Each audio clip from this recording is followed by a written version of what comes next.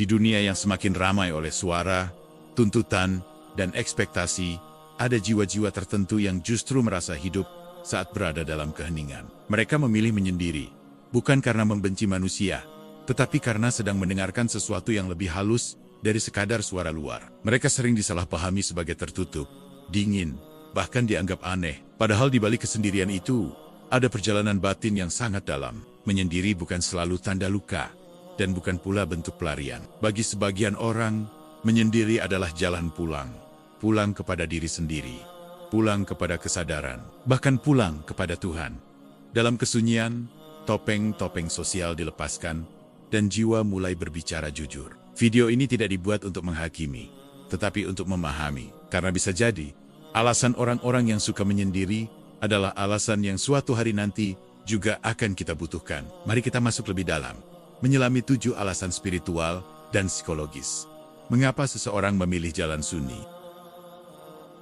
Jiwa yang sensitif, energi yang dalam, dan kedekatan spiritual. Orang yang suka menyendiri seringkali memiliki kepekaan jiwa yang jauh lebih tinggi dibanding kebanyakan orang. Mereka bukan hanya mendengar kata-kata, tetapi merasakan makna di balik kata-kata itu. Ekspresi wajah, perubahan nada suara, bahkan diam seseorang bisa mereka tangkap sebagai pesan emosional yang kuat. Secara psikologis, ini berkaitan dengan sistem saraf yang sangat responsif. Otak mereka bekerja lebih aktif dalam memproses rangsangan sosial. Hal-hal kecil yang bagi orang lain terasa biasa, bagi mereka bisa menjadi sangat menguras energi batin. Karena itulah, berada di tengah keramaian dalam waktu lama sering membuat mereka kelelahan tanpa sebab yang jelas. Bukan lelah fisik, melainkan lelah jiwa. Setelah bertemu banyak orang, mereka butuh waktu sendiri untuk menenangkan kembali pikiran dan perasaan. Menyendiri bagi mereka bukan penolakan terhadap dunia, tetapi cara untuk merawat diri. Kesendirian menjadi ruang aman untuk menurunkan intensitas emosi yang menumpuk sepanjang hari. Dalam kesunyian, mereka bisa kembali merasakan batas antara diri mereka dan dunia luar. Energi yang sebelumnya bercampur dengan energi orang lain, perlahan kembali utuh. Hati yang semula gelisah, mulai menemukan ketenangannya. Secara spiritual, orang-orang dengan kepekaan seperti ini sering memiliki hubungan batin yang kuat dengan Tuhan. Mereka lebih mudah merasakan kehadiran ilahi dalam hening dibandingkan dalam kebisingan. Saat dunia luar diam, suara hati menjadi lebih jelas. Doa mereka tidak selalu panjang, tetapi dalam. Zikir mereka tidak selalu keras, tetapi hidup. Dalam sunyi, mereka merasa lebih dekat, lebih jujur, dan lebih berserah. Kesendirian bagi mereka bukan kesepian, melainkan perjumpaan. Perjumpaan dengan diri sendiri dan perjumpaan dengan Tuhan. Dalam diam, mereka merenung tentang hidup, tentang arah, dan tentang makna di balik setiap peristiwa. Banyak dari mereka merasa lebih kuat secara spiritual justru setelah melalui masa menyendiri. Karena di sanalah mereka belajar bergantung, bukan pada manusia, tetapi pada Yang Maha Mengetahui isi hati. Kesendirian menjadi mihrab batin, tempat jiwa bersujud tanpa disaksikan siapapun. Tempat air mata jatuh tanpa perlu dijelaskan. Tempat doa mengalir tanpa kata. Setelah melalui kesendirian, mereka sering kembali ke dunia dengan hati yang lebih tenang, lebih sabar, lebih bijak. Bukan karena masalah hilang, tetapi karena jiwa mereka telah menemukan sandaran yang kokoh. Inilah alasan pertama yang sering tidak disadari orang lain, bahwa menyendiri bukan tanda kelemahan, melainkan tanda jiwa yang peka, dalam, dan sedang menjaga hubungannya dengan sumber kekuatan sejati. Kebutuhan mendalam akan makna hidup. Orang yang suka menyendiri biasanya tidak merasa cukup dengan kehidupan yang hanya diisi rutinitas dan keramaian. Di dalam diri mereka, ada dorongan kuat untuk memahami hidup lebih dalam, bukan sekadar menjalaninya. Mereka sering bertanya, bukan karena tidak bersyukur, tetapi karena jiwa mereka sedang mencari makna. Secara psikologis, mereka termasuk pribadi reflektif. Pikiran mereka aktif, bukan dalam bentuk kecemasan, tetapi perenungan. Mereka memikirkan alasan di balik perasaan, tujuan di balik tindakan, dan makna di balik setiap peristiwa yang terjadi dalam hidup. Percakapan yang dangkal sering membuat mereka cepat lelah, bukan karena sombong, tetapi karena hati mereka merindukan obrolan yang menyentuh nilai, bukan sekadar kata. Mereka ingin berbicara tentang kehidupan, tentang perubahan, tentang luka, dan tentang harapan. Kesendirian memberi mereka ruang untuk berpikir tanpa gangguan. Dalam keheningan, mereka dapat menyusun ulang pengalaman hidup, memahami kesalahan, dan memetik pelajaran dari setiap kejadian. Pikiran mereka tidak ditarik ke sana, kemari oleh suara luar. Dalam kesunyian, Pertanyaan-pertanyaan besar muncul tentang siapa diri mereka sebenarnya, tentang kemana arah hidup ini berjalan, tentang apa yang benar-benar penting, dan apa yang selama ini hanya mengejar pengakuan. Secara spiritual, fase ini adalah tanda jiwa yang sedang tumbuh. Tidak semua orang sampai pada tahap ini, karena tidak semua orang berani berdiam dan menghadapi pertanyaan batinnya sendiri. Banyak orang menghindari sunyi karena takut pada suara hati. Orang yang suka menyendiri justru berani masuk ke ruang itu. Meski tidak selalu nyaman, mereka memilih jujur pada diri sendiri. Mereka sadar bahwa makna hidup tidak bisa ditemukan di luar, tetapi harus digali dari dalam. Kesendirian membantu mereka memilah antara keinginan dan kebutuhan, antara ambisi dan panggilan jiwa, antara yang terlihat baik di mata manusia dan yang benar di mata hati. Dalam proses ini, mereka sering terlihat berubah, menjadi lebih pendiam, lebih selektif, dan lebih tenang. Bukan karena kehilangan semangat hidup, tetapi karena sedang menyusun ulang arah. Makna hidup bagi mereka bukan tentang seberapa ramai hidup dijalani, tetapi seberapa jujur hidup itu dirasakan. Mereka lebih memilih sedikit, tetapi bermakna daripada banyak namun kosong.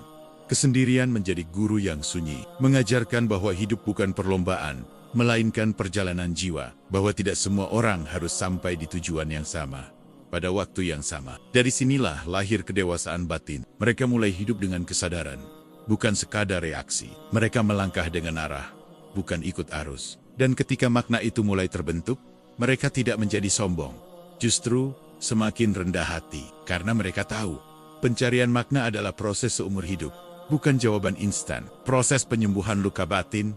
Tidak semua orang yang menyendiri sedang menjauh dari dunia. Banyak di antara mereka sebenarnya sedang berusaha bertahan. Di balik diamnya, ada luka batin yang belum selesai. Luka yang tidak selalu bisa diceritakan, bahkan kepada orang terdekat. Secara psikologis, menyendiri sering menjadi mekanisme perlindungan diri. Ketika hati terluka terlalu dalam, jiwa secara alami mencari ruang aman. Ruang di mana ia tidak perlu menjelaskan apapun. Ruang di mana ia boleh lemah tanpa dinilai. Luka batin tidak selalu berasal dari satu peristiwa besar. Kadang ia terbentuk dari akumulasi kekecewaan kecil yang terus dipendam. Perasaan tidak dihargai, tidak dipahami, tidak didengarkan. Semua itu perlahan menggerogoti ketenangan hati. Dalam kesendirian, emosi yang selama ini ditekan mulai muncul ke permukaan. Tangis yang tertahan, marah yang disimpan rapi, rasa bersalah yang tidak pernah selesai. Kesendirian memberi izin bagi semua itu untuk hadir tanpa perlawanan. Banyak orang takut menyendiri karena takut menghadapi emosi mereka sendiri. Namun orang yang suka menyendiri justru berani duduk bersama perasaannya. Meski perih, mereka tahu bahwa luka yang diabaikan tidak akan pernah sembuh. Secara spiritual, fase ini sering menjadi bagian dari ujian dan pemurnian jiwa. Tuhan menarik seseorang ke dalam sunyi bukan untuk menghukumnya, tetapi untuk membersihkannya. Dalam keheningan, hati dipeluk. Meski terasa sepi, kesendirian menjadi ruang muhasabah, tempat seseorang menatap dirinya dengan jujur, mengakui lelahnya, mengakui kecewanya, mengakui bahwa ia tidak sekuat yang selama ini ditampilkan. Dalam sunyi, doa seringkali tidak berbentuk kata. Ia hadir sebagai air mata, sebagai helaan napas panjang, sebagai bisikan hati yang pasrah. Dan justru doa seperti inilah yang paling dalam. Proses penyembuhan tidak selalu terlihat indah. Ada hari-hari di mana luka terasa kembali terbuka. Ada malam-malam di mana hati terasa sangat berat. Namun kesendirian mengajarkan satu hal penting, bahwa semua perasaan boleh ada. Perlahan orang yang menyendiri belajar menerima masa lalunya tanpa terus menyalahkan diri. Mereka memahami bahwa tidak semua hal bisa mereka kendalikan, bahwa bertahan pun sudah merupakan bentuk kekuatan. Kesendirian mengajarkan kesabaran pada proses, bahwa penyembuhan tidak bisa dipercepat, tidak bisa dipaksa. Ia membutuhkan waktu, kejujuran, dan keberanian untuk menghadapi diri sendiri. Dari luka yang disembuhkan dalam sunyi, lahirlah hati yang lebih lembut, lebih empatik, lebih memahami rasa sakit orang lain. Mereka tidak menjadi pahit, tetapi justru lebih penuh kasih. Inilah mengapa banyak orang yang suka menyendiri akhirnya memiliki kedalaman emosi yang luar biasa. Karena mereka pernah terluka dan memilih untuk sembuh, bukan lari. Kemandirian dan kedewasaan emosional. Orang yang suka menyendiri seringkali dipersepsikan sebagai pribadi yang dingin atau tidak membutuhkan siapapun. Padahal yang sebenarnya terjadi adalah proses pendewasaan emosional yang dalam. Mereka belajar untuk tidak menggantungkan kestabilan perasaan pada kehadiran orang lain. Secara psikologis, kemandirian emosional adalah kemampuan untuk mengenali, menerima, dan mengelola emosi sendiri. Orang yang suka menyendiri perlahan membangun kemampuan ini melalui keheningan. Mereka tidak langsung mencari pelarian ketika merasa sedih, kecewa, atau gelisah. Kesendirian mengajarkan mereka untuk duduk bersama emosi, merasakan tanpa menghakimi, memahami tanpa menekan. Dari sinilah lahir ketenangan yang tidak mudah goyah oleh keadaan luar. Mereka tidak menolak bantuan, tetapi juga tidak bergantung. Mereka menghargai kehadiran orang lain, namun tidak menjadikannya satu-satunya sumber kebahagiaan. Ini bukan sikap tertutup, melainkan bentuk keseimbangan batin. Dalam kesendirian, mereka belajar mengenali kebutuhan diri sendiri. Kapan harus beristirahat, kapan harus berbicara, kapan harus mundur. Kesadaran ini membuat mereka lebih bijak dalam mengambil keputusan. Secara spiritual, kemandirian emosional berkaitan dengan sikap tawakal. Mereka memahami bahwa manusia bisa mengecewakan, tetapi Tuhan tidak pernah salah dalam menata hidup. Dari sini lahir rasa aman yang tidak bergantung pada situasi. Orang yang suka menyendiri juga cenderung memiliki batas yang jelas dalam hubungan. Mereka tahu kapan harus memberi dan kapan harus menjaga diri. Bukan karena egois, tetapi karena sudah mengenal nilai dirinya sendiri. Kesendirian membentuk keteguhan. Mereka tidak mudah terbawa emosi massa, tidak mudah terpancing konflik, tidak terguncang oleh penilaian orang yang tidak benar-benar mengenal mereka. Mereka mungkin tidak banyak bicara, tetapi ketika berbicara, ada ketenangan dan kedewasaan di dalamnya. Kata-kata mereka lahir dari proses batin yang panjang, bukan reaksi sesaat. Kemandirian emosional juga membuat mereka lebih autentik. Mereka tidak berusaha menjadi orang lain demi diterima. Mereka nyaman dengan siapa diri mereka sebenarnya, lengkap dengan kelebihan dan kekurangan. Dalam hubungan, orang seperti ini justru sering menjadi penopang, karena mereka tidak menuntut untuk terus diisi. Mereka hadir dengan utuh, bukan dengan kekosongan yang harus ditambal. Kesendirian mengajarkan satu hal penting, bahwa kebahagiaan sejati tidak selalu datang dari luar. Ia tumbuh dari dalam, ketika seseorang berdamai dengan dirinya sendiri. Dan dari kedewasaan inilah, orang yang suka menyendiri, sering terlihat lebih tenang menjalani hidup. Tidak terburu-buru, tidak panik. Karena mereka tahu apapun yang terjadi, mereka mampu menghadapinya dengan hati yang stabil.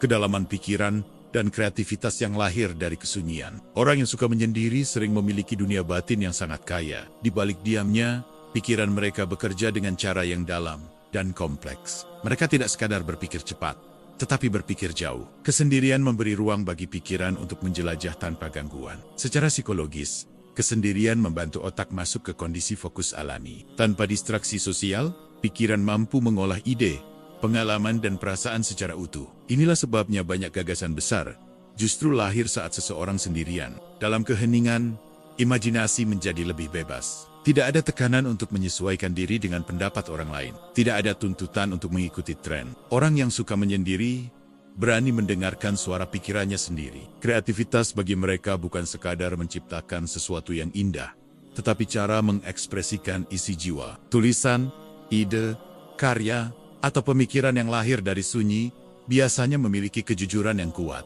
Secara spiritual, kreativitas adalah bentuk amanah. Ia muncul ketika hati dan pikiran selaras. Dan keselarasan itu lebih mudah tercapai dalam kesunyian daripada dalam kebisingan. Orang yang suka menyendiri sering memiliki kemampuan melihat sesuatu dari sudut pandang yang berbeda. Mereka mengamati lebih banyak daripada berbicara. Dari pengamatan itulah lahir pemahaman yang mendalam. Kesendirian memberi mereka waktu untuk mengolah pengalaman hidup. Luka, kegagalan, dan kebahagiaan tidak berlalu begitu saja, tetapi dipahami dan diubah menjadi hikmah. Banyak dari mereka merasa lebih hidup saat mencipta daripada saat berbicara.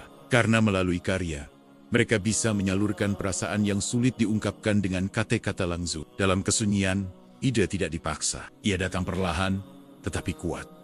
Tidak tergesa-gesa, tetapi matang. Inilah mengapa karya orang yang suka menyendiri sering terasa berbeda dan menyentuh. Kesendirian juga melatih kesabaran dalam proses kreatif. Mereka tidak mengejar hasil instan. Mereka menghargai proses, karena di sanalah pertumbuhan terjadi. Secara batin, kreativitas menjadi sarana penyembuhan. Pikiran yang penuh perlahan menemukan jalannya. Hati yang berat menemukan ruang untuk bernapas. Orang yang suka menyendiri tidak mencipta untuk pengakuan semata. Mereka mencipta karena itu adalah panggilan jiwa. Sebuah kebutuhan batin untuk menyalurkan apa yang mereka rasakan dan pahami. Dari kesunyian itulah lahir ide-ide yang jujur, pemikiran yang dalam, dan karya yang tidak sekadar dilihat, tetapi dirasakan. Kesendirian, bagi mereka, bukan penghalang kreativitas. Justru ia adalah sumbernya. Selektif dalam hubungan sosial dan kedalaman ikatan. Orang yang suka menyendiri sering disalahpahami sebagai pribadi yang antisosial. Padahal yang sebenarnya terjadi adalah mereka sangat menghargai kualitas hubungan. Bagi mereka, kebersamaan bukan tentang jumlah, tetapi tentang kedalaman dan kejujuran. Secara psikologis, mereka memiliki kesadaran yang tinggi terhadap dampak hubungan sosial pada kesehatan batin. Mereka tahu bahwa tidak semua interaksi menyehatkan, dan tidak semua orang perlu diberi akses penuh ke dalam hidup mereka. Kesendirian membantu mereka menyaring hubungan. Dalam sunyi, mereka merenung, mengevaluasi, dan merasakan apakah sebuah hubungan memberi ketenangan atau justru menguras energi. Mereka cenderung lebih nyaman dengan lingkaran kecil. Sedikit teman, tetapi penuh makna. Hubungan yang dibangun bukan karena kebiasaan, tetapi karena keselarasan nilai dan rasa saling menghormati. Orang yang suka menyendiri tidak mudah membuka diri, tetapi sekali membuka, mereka sangat tulus. Mereka mendengarkan dengan penuh perhatian, hadir sepenuhnya, tidak setengah-setengah. Secara spiritual, sikap selektif ini adalah bentuk menjaga amanah hati. Mereka sadar bahwa hati adalah ruang suci yang tidak boleh diisi sembarangan. Kesendirian mengajarkan mereka untuk tidak memaksakan diri diterima di semua tempat. Mereka belajar bahwa tidak semua lingkungan cocok untuk jiwa mereka. Dan itu tidak apa-apa. Mereka juga lebih peka terhadap hubungan yang tidak sehat. Manipulasi, drama berlebihan, atau energi negatif cepat mereka rasakan. Daripada bertahan dan terluka, mereka memilih menarik diri dengan tenang. Pilihan untuk menjaga jarak bukan karena dendam atau benci. Justru seringkali karena mereka ingin menjaga kedamaian batin dan tidak ingin menyakiti siapapun. Orang yang suka menyendiri biasanya sangat menghargai kejujuran. Mereka lebih memilih kebenaran yang sunyi daripada kebersamaan yang penuh kepalsuan. Dalam hubungan, mereka tidak banyak menuntut. Mereka tidak bergantung secara emosional. Kehadiran mereka adalah pilihan sadar, bukan kebutuhan yang memaksa. Kesendirian juga membuat mereka menjadi pendengar yang baik. Karena mereka terbiasa mendengar suara hati sendiri, mereka mampu mendengar orang lain dengan empati yang dalam. Hubungan yang mereka bangun sering terasa aman dan menenangkan. Tidak penuh tuntutan, tidak penuh drama, tetapi syarat makna. Inilah mengapa meski lingkaran sosial mereka kecil, ikatan yang terjalin biasanya kuat dan bertahan lama. Karena dibangun dari kesadaran, bukan dari kesepian. Bagi mereka, kesendirian dan hubungan sosial bukan dua hal yang bertentangan. Keduanya saling melengkapi. Kesendirian memberi kejernihan, dan hubungan memberi kehangatan yang seimbang. Fase pertumbuhan dan transformasi jiwa. Menyendiri tidak selalu menjadi tujuan akhir. Bagi banyak orang, menyendiri adalah fase. Sebuah fase penting dalam perjalanan pertumbuhan jiwa. Seperti malam yang sunyi sebelum fajar menyingsing, ada proses besar yang sedang terjadi dalam diam. Secara psikologis, fase ini dikenal sebagai proses integrasi diri. Seseorang menarik diri sementara untuk menyatukan kembali pengalaman hidup, emosi, luka, dan pelajaran yang selama ini terpecah. Dalam kesendirian, semua bagian diri dipeluk dan diterima. Orang yang berada dalam fase ini sering merasa berubah. Mereka tidak lagi menikmati hal-hal yang dulu membuat mereka senang. Bukan karena kehilangan minat, tetapi karena jiwa mereka sedang naik tingkat kesadaran. Secara spiritual, menyendiri adalah cara Tuhan mendidik jiwa. Ada saat di mana manusia perlu dijauhkan dari keramaian, agar ia bisa mendengar arah yang lebih halus. Dalam sunyi, bisikan petunjuk menjadi lebih jelas. Kesendirian menjadi ruang transformasi. Nilai-nilai lama yang tidak lagi sejalan perlahan dilepaskan. Pola pikir yang melemahkan disadari dan ditinggalkan. Jiwa disiapkan untuk versi diri yang lebih matang. Fase ini sering terasa tidak nyaman. Ada rasa hampa, bingung, bahkan kesepian. Namun di balik itu, sedang terbentuk kekuatan baru, kesadaran baru, dan kedalaman yang tidak dimiliki sebelumnya. Seperti kepompong yang tertutup. Dari luar tampak diam dan tidak bergerak. Padahal di dalamnya terjadi perubahan besar. Struktur lama hancur agar bentuk baru bisa lahir. Orang yang suka menyendiri di fase ini sedang belajar percaya pada proses, bahwa tidak semua hal harus dipahami sekarang, bahwa keterlambatan bukan kegagalan, melainkan bagian dari pematangan. Dalam kesendirian, mereka mulai mengenal diri dengan lebih jujur. Bukan siapa yang ingin mereka tampilkan ke dunia, tetapi siapa mereka sebenarnya. Dari sini lahir ketenangan yang tidak dibuat-buat. Ketika fase ini selesai, mereka tidak kembali menjadi orang yang sama. Ada kebijaksanaan dalam diamnya, ada kedalaman dalam tatapannya, ada ketenangan dalam caranya menjalani hidup. Mereka kembali ke dunia bukan untuk menjadi paling menonjol, tetapi untuk menjadi paling sadar. Bukan untuk menguasai, tetapi untuk memberi. Bukan untuk mencari pengakuan, tetapi untuk berbagi cahaya. Kesendirian telah membentuk mereka, menguatkan hati, menjernihkan pikiran, mendekatkan jiwa pada makna sejati kehidupan. Dan jika hari ini kamu sedang berada di fase menyendiri, ketahuilah satu hal, kamu tidak tersesat, kamu sedang diproses, dan setiap proses memiliki tujuannya. Inilah 7 alasan, secara spiritual dan psikologi, mengapa sebagian orang memilih menyendiri. Bukan karena mereka lemah, bukan pula karena mereka menutup diri dari dunia, tetapi karena jiwa mereka sedang bekerja lebih dalam, lebih jujur, dan lebih sadar. Menyendiri adalah bahasa jiwa yang sedang mencari keseimbangan. Di dalamnya ada proses penyembuhan, pendewasaan, pencarian makna, dan kedekatan dengan Tuhan. Apa yang terlihat sunyi dari luar, seringkali adalah ruang paling ramai di dalam batin. Jika kamu adalah salah satu yang sedang berada dalam fase menyendiri, jangan terburu-buru merasa salah. Bisa jadi, itulah cara hidup menguatkanmu. Cara Tuhan menenangkan hatimu. Cara jiwamu bertumbuh tanpa harus bising. Dan jika kamu mengenal seseorang yang suka menyendiri, mungkin kini kamu bisa memahaminya dengan lebih lembut. Karena di balik diamnya, ada perjalanan batin yang tidak semua orang sanggup menjalaninya. Semoga video ini menjadi pengingat bahwa setiap jiwa memiliki jalannya sendiri. Ada yang tumbuh di keramaian, dan ada yang bertumbuh dalam keheningan. Keduanya sama-sama bermakna. Terima kasih sudah menyimak sampai akhir. Semoga hatimu menemukan tenang, dan jiwamu menemukan cahaya, dimanapun kamu berada.